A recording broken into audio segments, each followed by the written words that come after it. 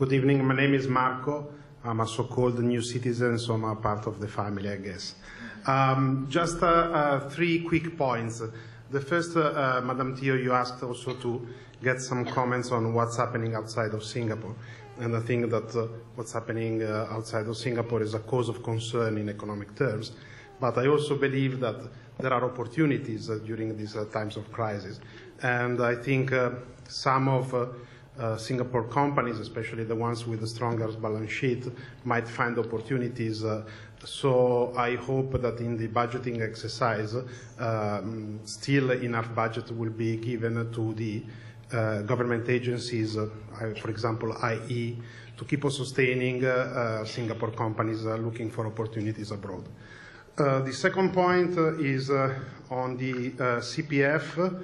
I think that if we will keep on being in an inflationary environment, probably some assumptions regarding the CPF savings being enough for the future might be looked at. One idea might be for voluntary contributions to CPF, apart from what is already prescribed, to maybe have further tax incentives, both on the employee side, but also for employers that want to top up, to match voluntary contributions of employees, try to see if some tax exemptions that might be interesting also on the employer side. Third and last point, we hear a lot talking about cars. I agree with you that other big cities in the world do not have this car dream going on, and actually car might be a burden if you live in London, Paris, or New York. An aspect that is missing, and of course I'm a vested interest in this because I'm a motorbike rider myself, is that in some metropolis in the world, scooters are a very good and efficient means of transportation, and also they don't pollute a lot as cars. While we have for cars tax incentives if they are, for example, hybrids, so they consume less, probably some tax incentives should be targeted to motorbikes in order to incentivize the usage, because people are afraid of motorbikes mainly because of safety. So maybe some part of the budget can be also for a better education of drivers to have more respect of motorbike drivers. And the other one is that a key that statistics have shown around the world, a key aspect of safety in riding a motorbike is to have the anti-block brakes, the ABS. So in some other parts of the world, there have been tax incentives for riders who buy a motorbike with this device, which increases safety, which I think might incentivize the usage. Thank you very much. Yes. Which brings me back to a point that Marco also alluded to. How do you actually build up the nation's resources? How do you grow your resources? And he talked about hoping to see our economic agencies helping our businesses to grow. I'm happy to share with him that IE, in fact, has continued to find opportunities to set up centers. This year, for example, they opened a center in Turkey so as to allow our Singapore businesses better access, to the growth opportunities in that country. And in terms of the voluntary contribution that you talk about for CPF, let me try and explain a little bit why we are somewhat hesitant to do that.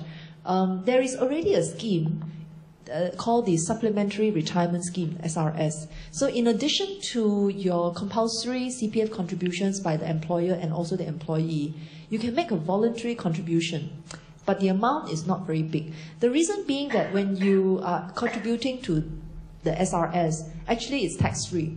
But if you think hard, who has the ability to contribute over and above their CPF? That means people whose incomes are quite high. And so from that standpoint, we want to encourage them to save, but do we need to subsidize their saving? Or should we give that subsidy to someone who needs it a little bit more? So that's a way of making our system overall progressive. So that's why we've been hesitant to do even more than we have already done on that front. But we will have to look at it and see whether there are opportunities to do it in a fair way. And I think you talked about incentives. to help improve driver behavior. And also using scooters and so on. Both very interesting ideas. We're certainly going to study them.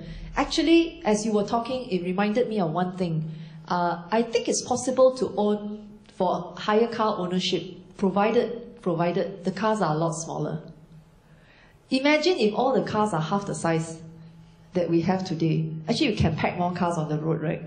But of course, if you have more cars, if everybody drives like a F1, Lewis Hamilton or whatever other names are, then that's very problematic. But technology actually will mean that in our lifetime, you will have driverless cars. With driverless cars can be controlled with such precision that actually all the cars can move along at the same speed. Or if that comes about, or maybe I should say when that comes about, I think a lot more people can own cars. But the cars, I think, better to be smaller because it's unenvironmental. It's terrible that we are carrying a whole ton of metal around, just to carry one person. But those are opportunities for the future, which means that we will have to have resources to look into the future, to invest in research, invest in innovation. But innovation and research are very expensive stuff. Then the question becomes, where do we find the resources? And if you don't have a growing economy, how can your resources grow?